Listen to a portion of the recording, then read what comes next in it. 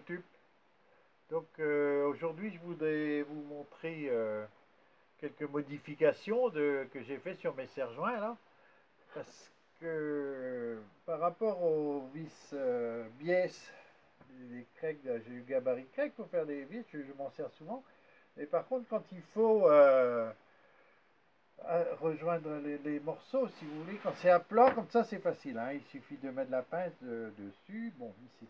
Après, la deuxième solution, c'est quand quand il faut les aligner en angle. Alors, quand il faut les mettre en angle comme ça, ah ben, bon, la meilleure solution, ce que j'ai trouvé, c'est encore de les mettre contre une butée, contre une règle fixe, un tasseau, n'importe quoi, et visser. Ça, c'est quand les vis sont cachées. Voilà, il suffit de faire comme ça et les visser là. Je ne sais pas si on voit bien. Voilà, le mettre contre un tasseau. Le mettre en butée contre un tasseau, là, ça, du coup, ça tombe pile, et puis visser. Bloquer avec une pince, voilà. Il suffit de bloquer avec une pince, et puis visser comme ça. Là, dans cette façon-là, c'est facile. Par contre, quand on veut les fixer, parce que le deuxième nom des vis, les vis comme ça, c'est les vis cachées. Donc quand on veut les mettre à l'extérieur comme ça, par exemple cachés au fond d'un placard ou un truc, c'est pas évident à visser ça. Et puis même pour tenir, la première chose que j'ai fabriquée, c'est ça. Cet outil là. Voilà. Il y a une serre, hein, un étau de manuel, c'est tout. Hein. Voilà. C'est simple. Hein. C'est la troisième main ça. J'appelle ça ma troisième main parce que là c'est vraiment un truc, oui, ça tombe. Alors, donc du coup, je commence par mettre ça déjà sur ma planche. Hein. Voilà. Je mets ça sur la planche. Du coup, il me reste mes deux mains tranquilles. Donc, pour le mettre comme ça, voilà, à l'extérieur. On voit bien là, oui. Pour le mettre à l'extérieur, ben, c'est pas évident bon, si, là j'ai pris des petits panneaux pour vous montrer, hein, parce que je vais pas non plus déployer des trucs énormes. Et par contre, quand je veux serrer, donc ce que j'ai fait, c'est que j'ai modifié mes serre-joints. Ce serre-joint, c'est un serre-joint rapide, hein. Voilà, j'ai fabriqué ça. Je vais tourner un peu pour vous montrer. J'ai fabriqué ça. Voilà. Ça, c'est des petits sabots à rajouter sur le serre-joint.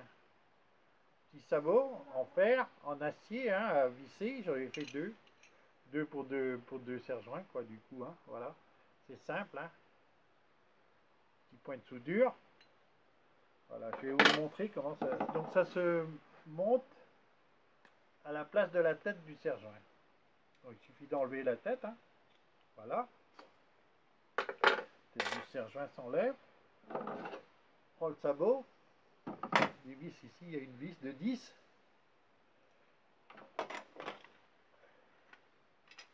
Et ça se met comme ça. Donc là, on remarque que quand on a enlevé la tête, il y a un petit ergot là. Sur ces serre-joints, il y a un tout petit ergot qui sert justement à ce que la tête ne pivote pas quoi, quand on met de l'effort dessus en serrant. Donc je conserve l'ergot et je mets comme ça. Voilà. Comme ça. L'ergot, donc là il y a un trou libre et l'autre trou, il est fileté. Le premier trou en haut, il est fileté, le deuxième est libre, l'ergot va dedans. Et le deuxième, ben, le boulon, quoi. Le boulon va dedans. Comme la plaque, elle est filetée. Voilà. Donc, je boulonne le tout, là. C'est vite fait, hein. C'est un truc simple, hein. Un petit coup de clé. Je sais pas où j'ai mis la clé, voilà. Un petit coup de clé dessus. C'est 10, hein. Voilà. Donc, il faut juste savoir que, voilà, le système. C'est une petite cornière et j'ai soudé une tige de 8,5.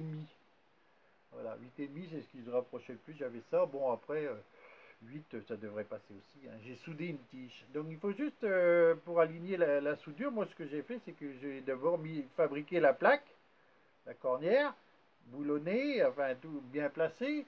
Et puis j'ai positionné la tige pour qu'elle tombe en face, en plein centre du petit sabot ici, en plein centre. Et là j'ai fait des points de soudure et puis soudé. Voilà, c'est simple. Et du coup, donc ça se met en place comme ça.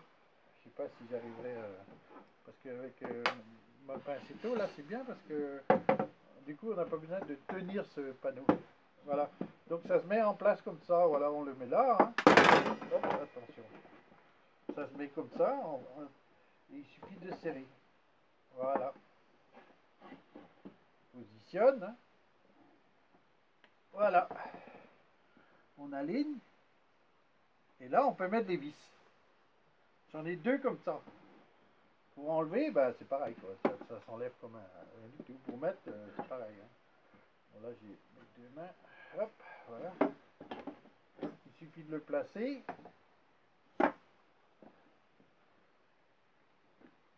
Voilà. Et ça sert ça sert, ça tient la plaque dessus. Et après, on peut visser, quoi. Après, on enlève. Il suffit d'enlever, c'est tout, hein, pour mettre. Voilà. Donc ça, c'est quand les vis sont cachées à l'extérieur. Par contre, quand les vis veulent être cachées à l'intérieur du panneau, à l'intérieur comme ça, ben là, on ne peut pas se servir de ces pinces. On ne peut pas se servir de ça, on ne peut pas bloquer. Donc j'ai fait un autre système. Donc c'est la deuxième modification hein, que j'ai fait. Bon, ça c'est la première. Donc du coup, hein, deux petits sabots comme ça j'ai fabriqué. C'est facile.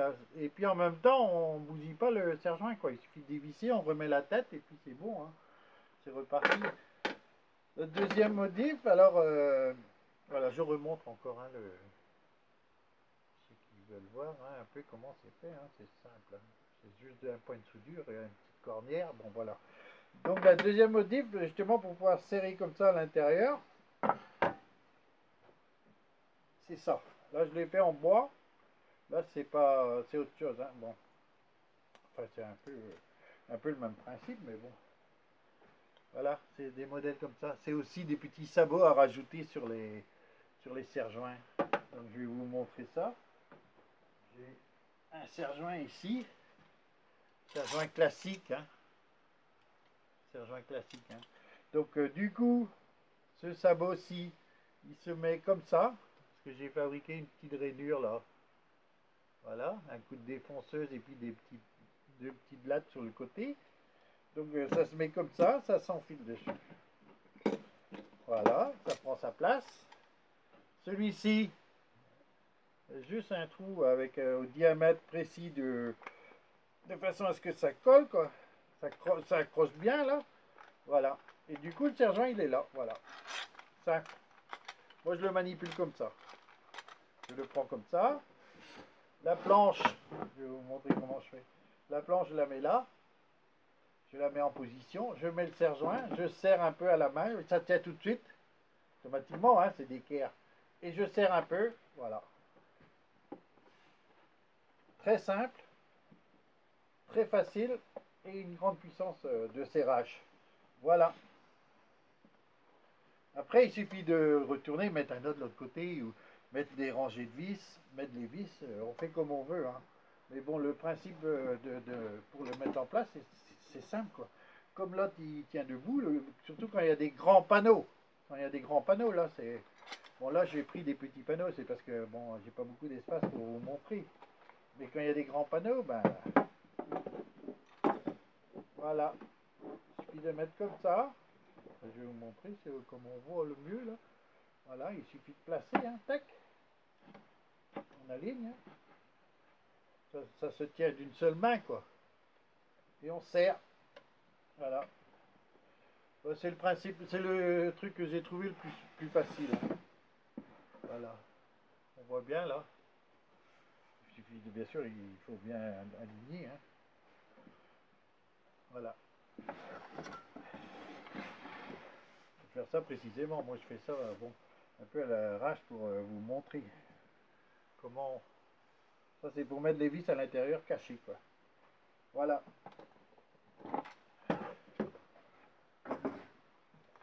C'est simple.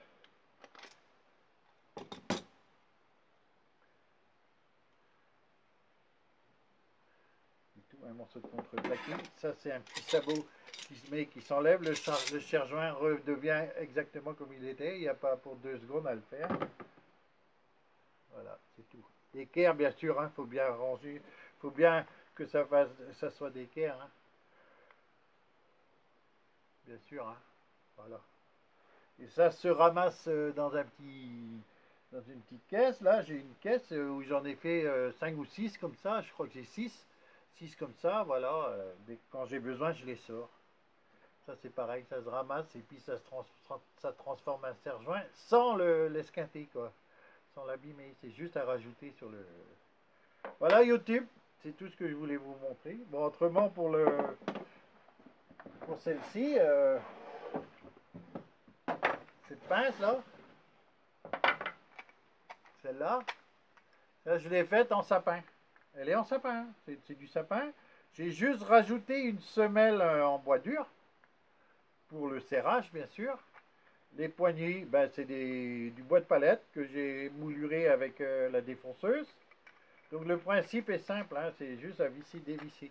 Par contre, je voulais que ça bouge dans tous les sens. Donc du coup, les axes ici, c'est du tube. Et à l'intérieur du tube, j'ai meulé légèrement des écrous que j'ai glissés dedans. Donc les tubes sont percés, l'écrou est glissé dedans et je visse à travers l'écrou. Donc voilà, c'est juste parce que certains, j'ai vu, ils faisaient ça, mais avec un écrou dans le bois et je trouvais pas ça terrible. Tandis qu'ici, quand je serre, parce que ça serre, c'est un étau, ça serre très fort, mais l'effort, il est sur toute la largeur du bois automatiquement, parce que c'est le tube qui souque, les 4 tubes, c'est eux qui souquent. Donc l'effort, il est carrément dans l'épaisseur du bois, pas seulement au niveau de l'écrou. C'est ça qui est bien. Et ça me sert aussi pour la défonceuse sur la table, pour passer les petites pièces. Voilà, pour passer les petites pièces à la défonceuse, je sais pas si on voit là. Enfin bref, pour passer les petites pièces à la défonceuse, ben, comme c'est plat, et ben, j'ai juste à serrer les pièces et puis je passe. Et dans le même principe, j'ai fabriqué cette pince aussi. C'est un peu la même chose, c'est pareil. On voit, le bois est travaillé pour qu'on puisse l'ouvrir.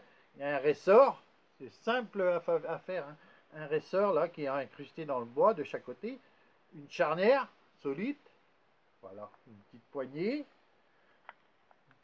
faut mettre quand même quelques rondelles. Moi, je mets 4 ou 5 rondelles avec une noix de graisse pour pouvoir forcer. Et puis celui-là, il est là pour parce que ça se déplace. Donc, en même temps, au fur et à mesure que je visse, ça se déplace. Donc lui, il est là pour garder la forme plate, quoi. Au bout, j'ai mis 2 morceaux de cuir. Et du coup, je peux saisir des petites pièces en force et les passer à la défonceuse aussi. Ou à la perceuse à colonne, par exemple. Sur la perceuse à colonne, je peux prendre des petites pièces et les tenir. Avec l'autre, c'est pareil. Voilà YouTube, c'est ce que j'avais à vous montrer aujourd'hui. Donc les serre-joints modifiés. Serre-joints modifiés, des petits sabots de rien du tout. Il faut prendre le temps de les faire, c'est tout. D'équerre, bien d'équerre. Et une fois que c'est fait, ben... Ici, par exemple, j'ai laissé un trou, quoi. J'ai laissé un espace. J'ai percé, puis j'ai découpé. Parce que comme ça, la colle, quand on colle le bois, lui, ben, la colle, elle peut couler. On peut contrôler l'angle. On peut bien contrôler l'angle. Et bon, c'est pas grand-chose. Après, bon, ceux qui ont un poste à soudure, ça, c'est pas grand-chose non plus. Ou bien un collègue qui soude, c'est facile, ça facilite quand même pas mal, surtout pour les vis biaises, quoi. Ceci, c'est pour tous les panneaux, tout compte fait, pour tous les panneaux. Et celle-là, ça me sert de troisième main pour les panneaux aussi. Quand il y a des grands panneaux à tenir, ben lui, comme il est large, cet étau là, comme il est large, une fois qu'on prend la base du panneau, ben, il tient tout seul, quoi.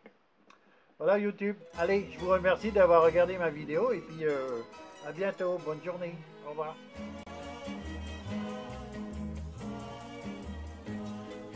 On peut vivre sans richesse, presque sans le sou. Des seigneurs et des princesses, il y en a plus beaucoup.